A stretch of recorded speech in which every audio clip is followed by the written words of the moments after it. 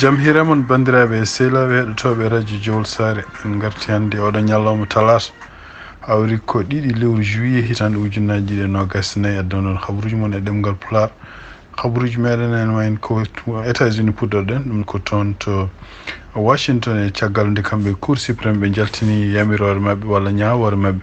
wonande hono kanko Donald Trump ancien président des États-Unis en wayni ko kala ko namdotono ko wiyete immunité omo jogui droit jogade immunité total ɗum noon ko gueɗe ɗe mbiyata officiel donc gueɗe ɗe mbiyata officiel ɗum noon kadi ko en tugnade kadi habruji wonande démocrate en wonande kamɓe Cour suprême won gueɗe ɗe ɓe mbaɗi ɗum noon ko hunde nde ganduɗa ko jogoɗo addude caɗele no fewi saabu e wiide mabɓe e wiide surtout kamɓe démocrate en kamɓe Cour suprême surtout kamɓe yimɓe jeegom conservateur uji ene wayno ɓe jejjiti liggey mabɓe ko woni liggey mabɓe ko rutti o e ko yimɓe windinoɓe oɗo constitution humbino ko e tugnade hande won démocrate en wiide ko ngol ɗo woni lawol ɗiɗiɓol kamɓe Cour suprême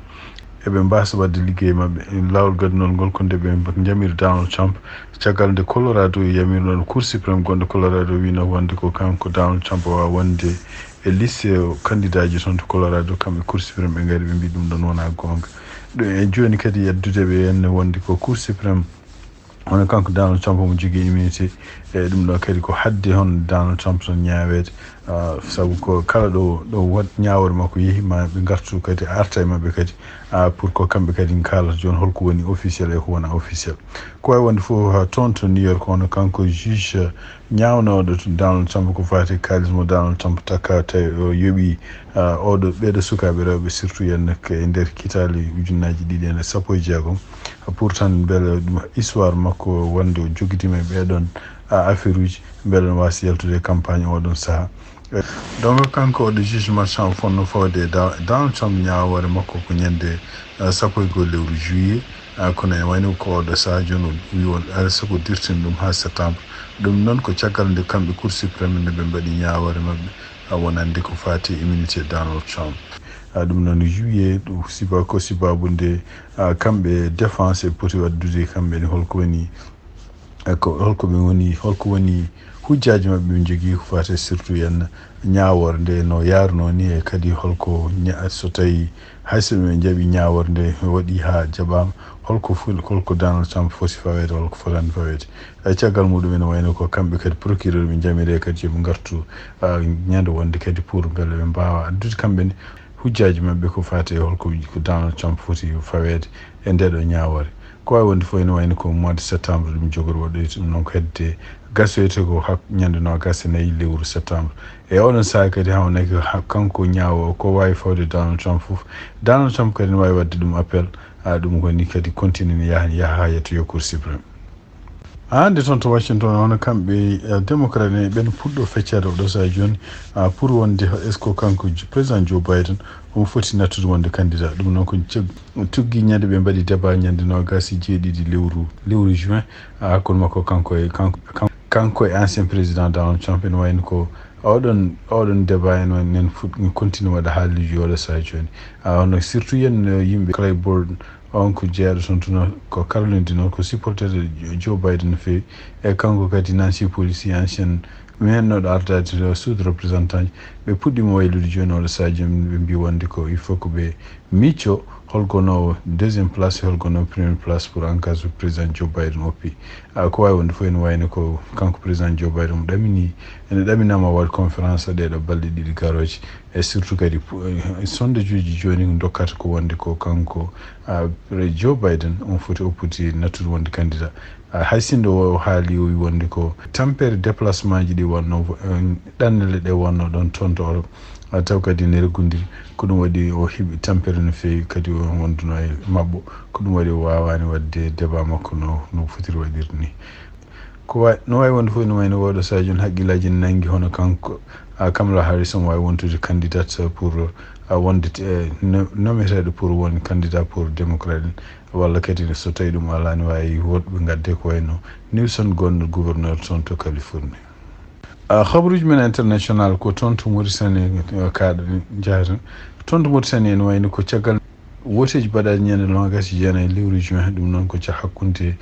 ɗiɗo candidat jeeɗiɗi ene wayno ko caggal kadi nde résultat ji puɗɗi yaltude taw yaltini ɗum komi wiyata commission électoral national indépendante ɗum noon ko goomu laamu toppitiɗo ko fate hisnude walla rende ɗiɗo woteji no poti yarude caggal nde ɓe kaali puɗɗi haalde résultat ji kadi haalde résultat ji gasni yaltude en ɓe dokki wonde ko mouhamed gardiɗo leydi hon mouhamed cheikhul ghazwani ko kañum woni dañi ken wona 56,12%, rewe makko ko biram da abedi 22%, rewi en ko candidat tawassul mouhamed hamdi ene wayno on dañi ken wona 12%. ene wayno caggal muɗum tuggi ñande dimanche suba ha ñalawma gonɗen ɗo ene wayno koye Mauritanie ne waɗi fitinaji no fewi fitinaji ɗi noon e tugnade kadi ko yalti hannde toon taw ko radio france haali ɗum hono toon to kayiɗi waɗi ken wona yimɓe tato moins maayiɓe toon sibabude hakkude pelɓodira hakkude kamɓe ɓeɗo seppoɓe wonɓe laabi e kamɓe kadi yimɓe dadiɓe ɗum noon en mbi wonde ko yimɓe tato maayi toon ɗum noon ko banggue worgo leydi ndi ɗum noon ko e nder kadi habaruji labtude ko sakkiti ko toon to kayiɗe ɓeɗon wonmaɓe addaɓe taw déjà koko maayi e tugnade hande habaruji gomiriɗi toon to radio france e tugnade no ɓe mbiri wonde ko ministére de l' intérieur mo Mauritanie haali ɗum wi wonde ko sibabude caɗele gonɗe seppoji gonɗe walla dilɗe gonɗe hakkude ɓeɗo yimɓe civil en wonɓe toon e kadi ɓeɗo ene militaire uji ɗum no fof ko hollude won yimɓe won beltaki résultat ji wonde mouhamed cheikhul ghazwani kañum gañi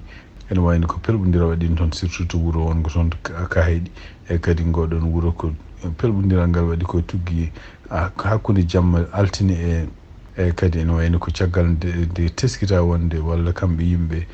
toppitiɓe ko fate rende sécurité wuuro ngo ɓe teskiri wonde won yimɓe wonɓe e laabi ene bonna kaake ene puusa gon galleji walla kadi ene gujji won jawɗele won ene wayno ɓe puɗɗi kamɓe ne yannodirde mabɓe tugnade hande konngol gomingol ministére de l' intérieur ene wayno ko yimɓe heɓe nanggama hen ko noon ene wayno ko haareji no continue ha ko sakkiti ko ene wayno ko ɓeɗon sukaɓe kadi ene wayno ko sibabude ɗiɗon fitinaji hakkude kamɓe sepannoɓe walla wonnoɓe e nokkuji tugnade hande ministére de l' intérieur no haaliri ni wonnoɓe e nokkuji taw kadi ene tawe kadi ene mbaɗa gueɗe bonnude kaake janane walla wujjude e gueɗe banno noon e mbi wonde ko ene wayno ko ɗiɗo gañima hen maayi hen caggal muɗum tataɓo maayi toon to hôpital gonɗo toon to kay hayɗi ɗum noon kadi ko gueɗe ɗe ganduɗa en kanko ministére de l' intérieur o wi wonde ko laamu ngu e kanko hoore makko personnellement eɓe nelde eɓe jogui sunare no fewi sibabude ndeɗo mayde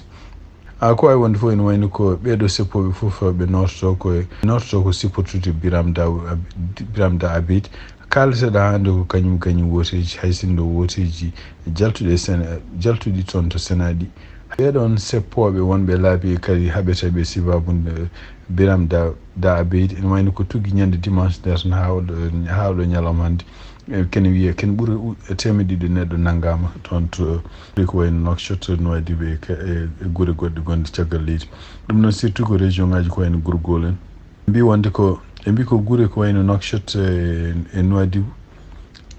ɓe mbi ko wayno Nouakchott hakkite kene ɓuura temedere neɗɗo nanggama toon to Nouadhibou kadi kañum hoɗum kene ɓuura temedere neɗɗo nanggama toon joni région ngaji ko wayno Gorgol Brakna hawa nanggaɓe toon ne yettima ken wona 70 neɗɗo noon kadi yanti kadi e yimɓe waraɓe toon ɓe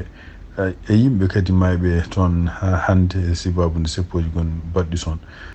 ɗiɗo fitinaji fof ene wayno ko kamɓe jeeyaɓe police jeeyaɓe gendarmerie e jeeyaɓe kadi garde national Mauritanie ko kamɓe paddotono ɓeɗo sukaɓe kadi yidde dartinde fitinaji ko kamɓe nanggata ɓeɗo yimɓe ko kamɓe kadi woni hen ene wayno nanngugol ken wiya temedɗiɗi neɗɗo noon toon to Mauritanie ene wayno ko waɗi ɗum ko yimɓe police mo Mauritanie gendarmerie hande tugnade habaruji ɗi radio france international haali ɓe mbi wonde ko police e gendarmerie e kamɓe garde national ko kamɓe goni toppitiɓe ko fate sécurité toon to soit guure mawɗe soit e région ngaji e ko kamɓe kadi nanggata ɓeɗo yimɓe ko wawi wonde fof ene wayno ko fitinaji ɗinne no continue oɗo saaha joni hay sindo kanko biram da beydi ene wayno ko mon continue wiide wonde ko mon continue wiide wonde ko omo jogui provage wonde ko kamɓe gañi walla yimɓe ko continue wiide ko kamɓe kanko gañi hande no wayno ko kanko président Mohamed Cheikhul Ghazouani omon continue kanko ne hebde ɓatakeji ummiɓe président ji hewɓe e aduna he ene jeeya hen no e ñalawma hono kanko gardiɗo leydi Algérie e kanko kadi gardiɗo leydi Maroc ɓe mbawi neldemo messuji hono président Adama Barrow kadi jeeyaɗo toon to Gambie kañum hoore mum wawi neldude mum ɓatake jettore siftin ɗon tan ko Bassirou Diomaye Faye kañum guila hanki waɗinomo guila hanki walla cenki waɗinomo neldinomo ɓatake pour jettore yettudemo ko fate gañugol makko élection ngaji hande siftin ɗon tan e tugnade kadi habaruji gumriɗo toon to journal biyeteɗo local am ene wayno koye kamɓe jeeyaɓe parti ji lundo ɗum noon ken ma won parti ji joyyi ma won candidat ji nayyi ɓe mbawino rendude ñande altine nde henna pour ƴewde hol peeje ɓe jogaɗe joni caggal nde wotiji ɗi henna walla nde résultat ji sini yaltini ene jeeya ɗiɗon candidat ji donc ene jeeya tawaɓe nguɗon boto hono kanko Hamad Sidil Mokhtar